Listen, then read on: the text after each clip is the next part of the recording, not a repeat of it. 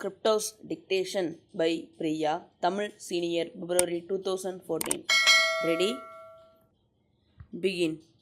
மாண்புமிகு துணைத் தலைவர் அவர்களே, இந்த ஆண்டு வரவு செலவு திட்டத்தை முழு மனதோடு ஆதரிக்கும் முறையில் என் கருத்துக்கள் சிலவற்றை சொல்ல விரும்புகிறேன்.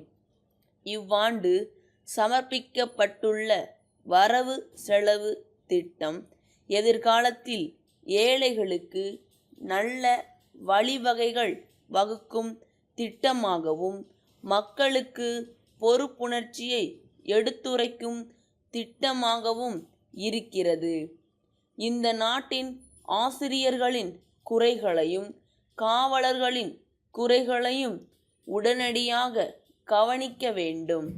காரணம், நாட்டு மக்களின் அறிவு வளர்ச்சிக்கும் சத்திய நெறிக்கும் நாணய வாழ்க்கைக்கும் நீதியை காக்கவும் முக்கிய பொறுப்புள்ள ஆசிரியர்களுக்கும் காவலர்களுக்கும் பொருளாதாரத்தில் வசதி செய்து தர வேண்டுமென்று மிகவும் தாழ்மையுடன் கேட்டுக்கொள்கிறேன்.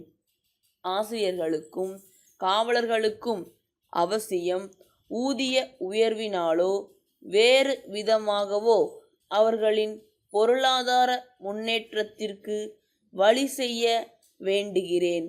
இது அரசின் நிர்வாகத்திற்கு மிகவும் அவசியம் எனவும் வற்புறுத்துகிறேன். தவிர தொழிலாளர்களின் நிலைமை அரசை பொறுத்தவரையில் அனுதாபத்துக்கு உரியதாக இருந்து வருவதோடு பல நன்மை பயக்கும் சட்டம் செய்வதையும் பாராட்டுகிறேன். ஆனால் தொழிற்சாலை முதலாளிகள் எங்கு பார்த்தாலும் ஆள் குறைப்பு திட்டம் கொண்டு வந்து வேலை இல்லாத நிலைமையை உண்டாக்கி வருகிறார்கள். இது விஷயத்தில் தொழிலாளர்கள் மிகவும் பரிதாபத்துக்குரிய நிலைமையில் இருந்து வருகிறார்கள். ஆகையால் இதில் அரசு தலையிட்டு நியாயமான குறையை கண்டு ஆவண செய்ய கோருகிறோம். கிராமங்களில் வேலையில்லா திண்டாட்டத்தை போக்க கிராமங்களில் இருக்கும் புறம்போக்கு நிலங்களை ஏழை விவசாய மக்களுக்கு கொடுத்து கூட்டுறவு முறையில் பயிர் செய்தால் வேலையில்லா திண்டாட்டத்தை போக்குவதோடு உற்பத்தியையும் பெருக்க வசதி ஏற்படும் என்று கூற விரும்புகிறேன். அடுத்து, மீன்பிடிக்கும் தொழிலில் ஈடுபட்டு கடல் ஓரங்களில் வசிக்கிற மக்களுக்கு அரசு தனி இலாக்கா அமைத்து அவர்கள் குறையை போக்க பல முறைகளில் வேலை செய்தாலும் உண்மையில் அரசு நினைக்கிற அளவுக்கு அவர்களுக்கு நன்மை கிடைக்கவில்லை என்று சொல்லலாம். உதாரணமாக, விற்பனைக்கு மீனை கொண்டு போக லாரிகள் ஏற்பாடு செய்யப்படவில்லை. ஆனால் இதன் மேற்பார்வையை அந்த சமூகத்தில் இருப்பவர்களுக்கோ அந்த சமூகத்தினரால் நடத்தப்படுகிற கூட்டுறவு சங்கங்களுக்கோதான் கொடுக்க வேண்டும் என்ற நிபந்தனை இல்லாததால் தனிப்பட்டவர்கள் கூட இதை நடத்துகிறார்கள். இதனால் சில இடங்களில் இந்த லாரி போக்குவரத்துக்கு முக்கியத்துவம் இல்லாமல் போய்விடுகிறது. ஆகவே இந்த வேலைக்கு அந்த சமூகத்தில் பிறந்தவர்களை முன்வைத்து மீன்துறை வேலை செய்ய வைத்து வேண்டுமென்று கேட்டுக்கொள்கிறேன்.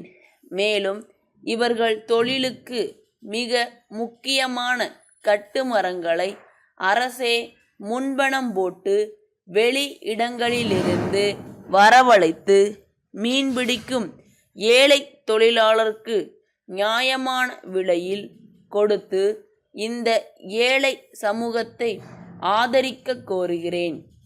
இதேபோல சென்னையில் சாலை ஓரங்களில் நடைபாதை மேடையில் வாழ்கிற ஏழை மக்களுக்கு வீட்டு வசதி செய்து கொடுத்தால் அது நலமாய் இருக்கும்.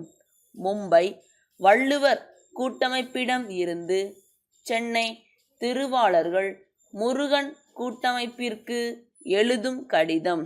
அன்புடையீர், தாங்கள் நீண்ட காலமாக எங்களோடு தொடர்பு கொண்டுள்ளீர்கள். எங்களுடைய பொருட்கள் நாடு முழுவதும் நல்ல வரவேற்பை பெற்று வருகின்றன. இது எங்களுக்கு மிகுந்த உற்சாகத்தை ஏற்படுத்தியுள்ளது. எனவே இப்பொழுது நாங்கள் எங்களுடைய தொழிலை விரிவாக்க முனைந்துள்ளோம்.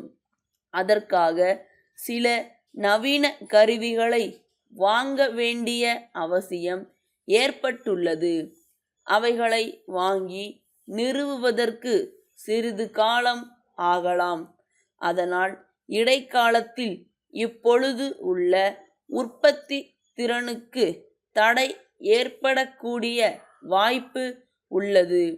ஆகையால் கோரியுள்ள பொருட்களை அனுப்புவதில் கொஞ்சம் காலதாமதம் ஏற்படக்கூடும்.